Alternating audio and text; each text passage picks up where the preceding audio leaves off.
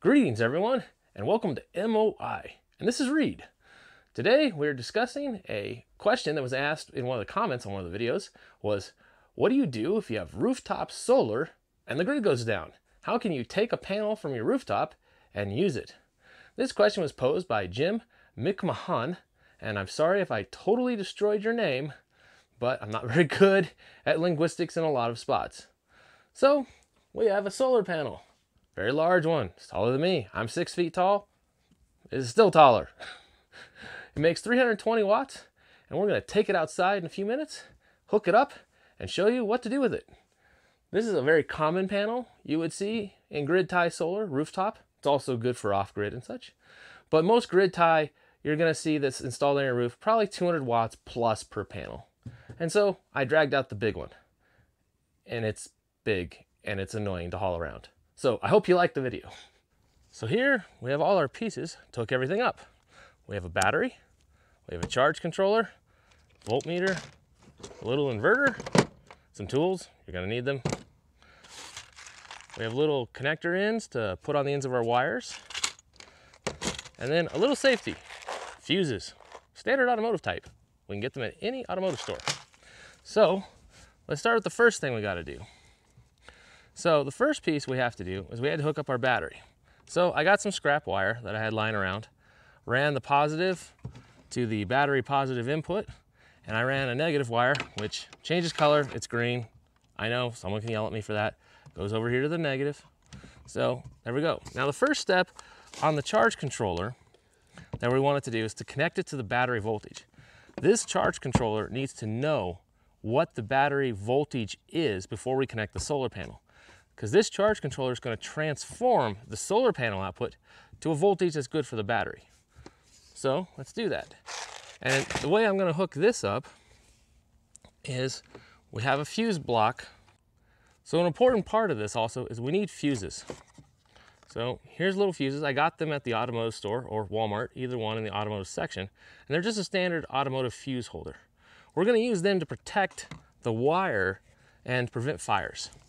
So that's an important safety thing, especially if we're using this in an emergency where the grid's down for a while and we have no power. We need at least a little protection. Now this charge controller can output 15 amps when it's charging our battery. So I'm going to match that up. So I'm going to find myself a 20 amp fuse, so it's a little bit higher. So when it's running maximum power, it's not going to burn out the fuse. And we're going to put it just here in the connector. And if I can get my fingers in line. Well, hold on. Slight technical difficulties. Can't see what I'm doing as I'm trying to hold things for you guys.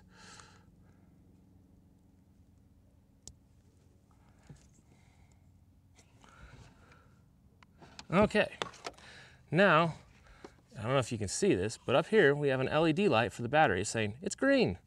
The battery's mostly charged. This is good. Now, obviously, in an emergency, you can go salvage the battery out of your car. It would work. It's like that. It's not going to be able to do deep cycles like that. Or you can keep a deep cycle battery around in case of emergencies. The only thing is they're going to age. So it's up to you. Grab one out of your car and use it in case of emergency, or get a deep cycle battery which will provide better power and better utility for you.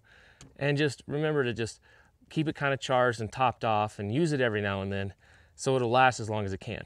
But most likely you'll probably only get about 5 to 6 years out of them. So something to keep in mind. Now, with this hooked up, we can connect the solar panel. Now, a key thing to note about our grid tie solar panels that you see all the time, or off-grid, or anything else, most of these big panels, like the one I showed at the beginning of this video, produces 320 watts at 37 volts. There's a 12-volt battery. It's a lot higher than our 12-volt battery. So we need a special charge controller. In this case, this one is called an MPPT. And what it's going to do is it's going to find the maximum power output of that solar panel, take it, and drop it down into a nice 12-volt battery compatible setup. So this is really good. Now you can use other types of charge controllers, but you're gonna have to match up the batteries to the panels. And it can be a lot harder. You may not even know what's up on your roof yet. So the investment in, to have around a little MPPT controller is an investment with money well spent. I'll put a link to this particular controller, which I consider an immensely reliable controller, down in the description. So if anyone wants one, they can see where to get one. They're not exactly cheap and stuff. And I would stay away from a lot of the cheap ones you see on eBay, Amazon, everything else. I have my suspicions on their reliability. This company, I've been using their stuff and it works for decades plus. So I'm pretty fond of them. A company called Morningstar. So once we got that, so now that we've got the battery hooked up to our charge controller, now we want to connect the solar panels. Now, what I did is I already pre-connected the wires here. I got a white one for negative, whoops, and I got a red one for the positive. And you can see I wired in another fuse holder. This is so that the panel can't somehow burn the wires out. The chances of that are minuscule, but it's still a safety piece. So we're going to want to match up the fuse to the solar panel. And in this case, the nameplate on the back of the solar panel says that the max amperage that panel can produce is 9.15 amps. So I'm going to get a 10 amp fuse.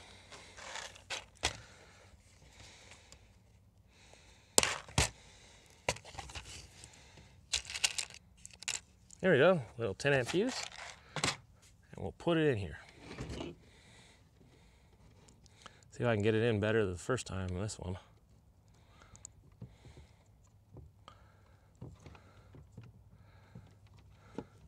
The answer to that is no. Okay, so now we got there. Now, over here, we have the ends of our wires that we need to hook into the solar panel. Now here's what we need some parts. These are connectors that we can use to hook up our solar panel to our charge controller. They provide the ends that are on the end of that. Now, if it's a true emergency and you didn't pre-buy these little connector doohickeys,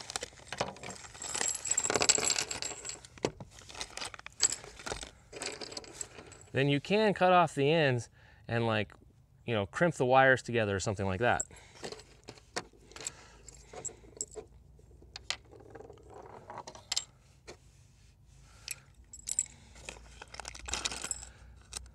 Now, these things are real easy to find. I've been using a brand called Rhenology for connecting things up. I'll put a link to these in the description so you can pre-get them. I do also recommend getting a crimper. The link for this will also be in the description. It ensures a really good connection. You can, if there's an emergency obviously, use a pair of pliers to crimp these little ends down and hold the wire real well. But this just makes it a little easier. So we have all our little pieces here. Back ends. Our little watertight waterproofing pieces. And we have our two pieces. Now these pieces themselves are slightly different. So the bigger one, well, see, they slide into each other like this. Now the bigger one, the bigger round one, goes into this pointy one. And then this smaller one goes into this one. Now, if you make a mistake, these don't come back apart. You're gonna have to cut it off and try again. I have done this before and tried to take them apart and gave up in severe frustration. So you just lose a connector. Luckily, they're sold in pairs of 5. So we want the positive connector.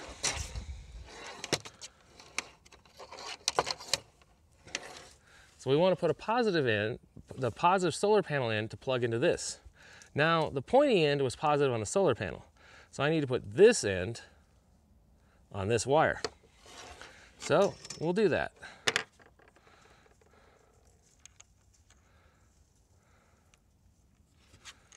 Okay. And so we put it in like this. Whoops. And so we line it up in here. Now, this is 12 gauge wire. And so this crimper does 14, 12, and 10. So we're going to put it in the hole for 12. Get it about there.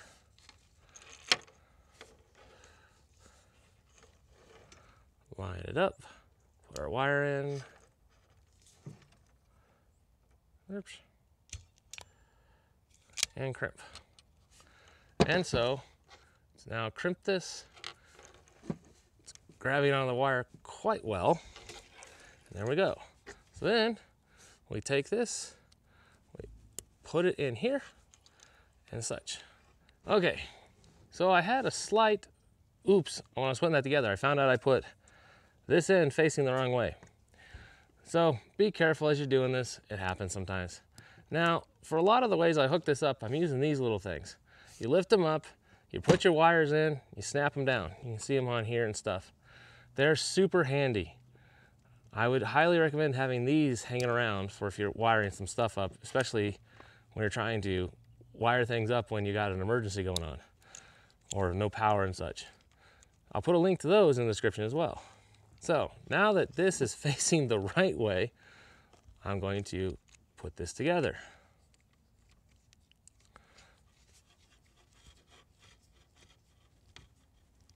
Okay, so we got that end on.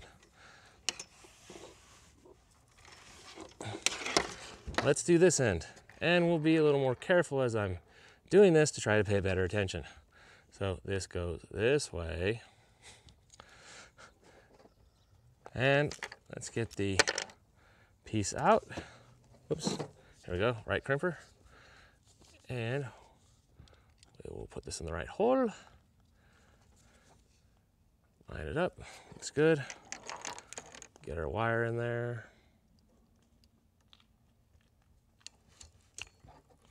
All right. Got a good connector. Okay. So push this in.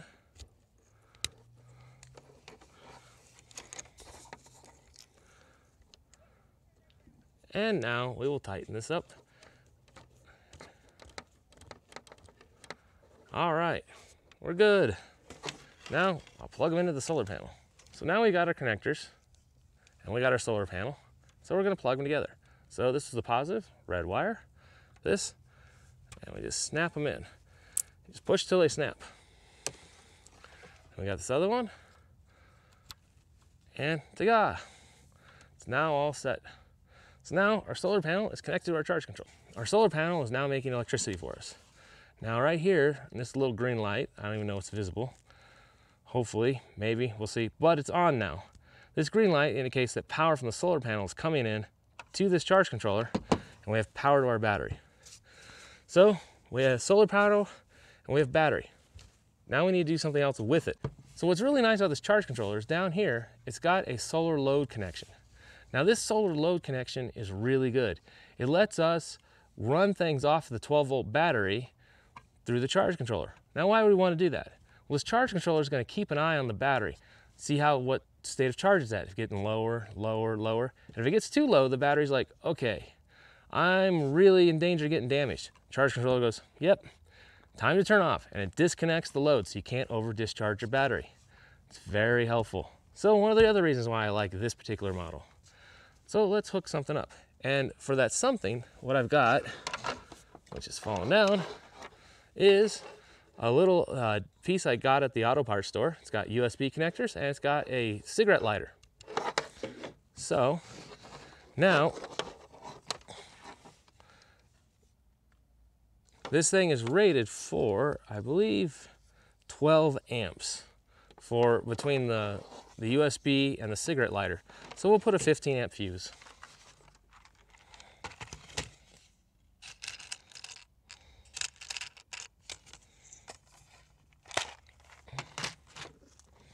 So got a regular 15 amp fuse.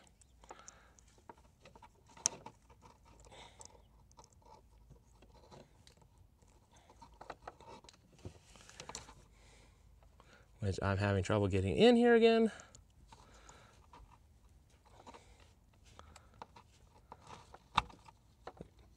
There we go. Now, I have the wire ends, and we're going to match the same color scheme as the solar panel. Well, red for positive, white for negative. And so I've got some little ends here that I'm going to use for crimping. Now these are just uninsulated ends. These ones you also see on the shelves, they work just fine as well. I happen to just have a giant box full of these, so I'm going to use these. And so we use a tool like this, and it's got two sections. You got non-insulated and insulated. So it'll be in the non-insulated section. We line it up, grab a wire, stick it in, and squish. And squish like your life depends on it. And then you got it squished well. Pull it off. It's indented, squished, and it's not going to come off easily. So let's do the second one. We will line it up, grab our wire, put it in, and squeeze away.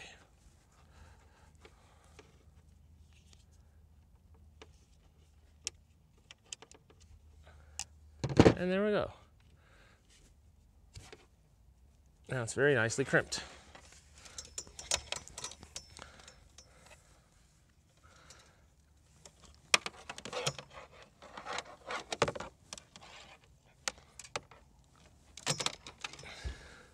So now let me connect these up. We now have that all connected.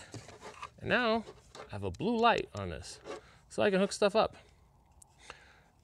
So we can use some power on that. And let's see what's an easy thing to hook up. Obviously, one of the things you might be worried about constantly in an emergency, cell phones. How do we charge them? Well, here we go. We can just plug our usual things in there. Now I also have a cell phone charger I can plug into this, because this one's a rapid charger. This side is just regular USB. So like if you have those flashlights that need a USB connector, you can plug into that. If you have the lithium-ion batteries that need that connector, you can use that. Like, for example, here's a flashlight I keep with me all the time.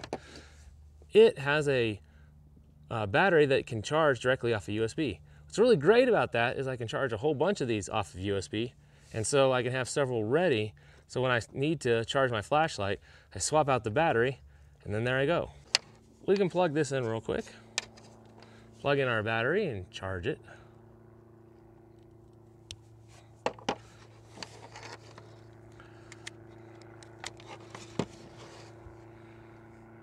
And so it's charging away. I don't know if you can see the LED, but this turns green eventually. And someone is flying super low.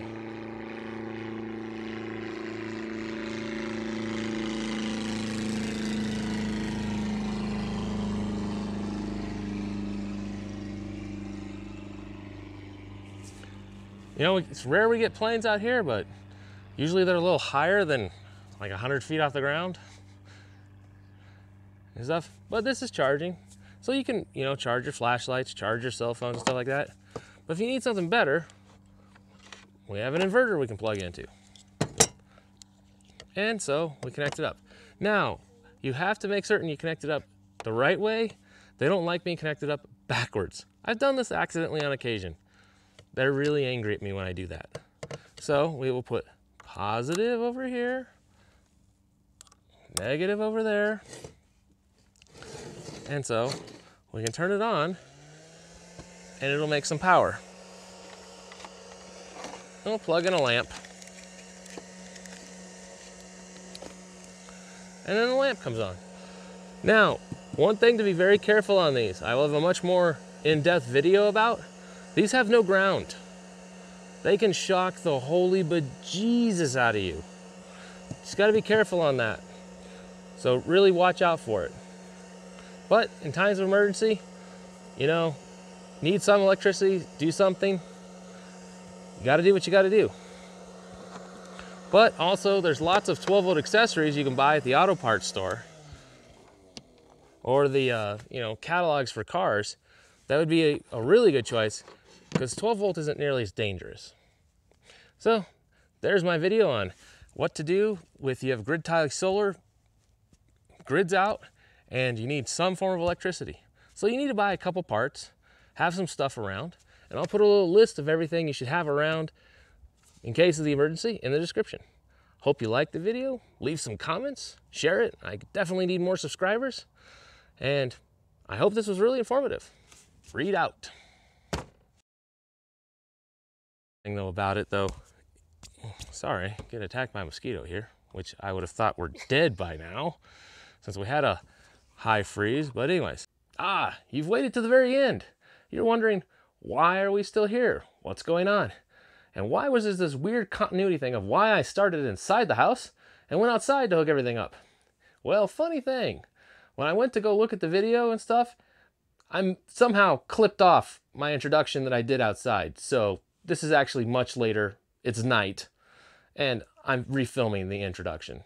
So YouTube problems. Take care. Have fun. See ya. Read out.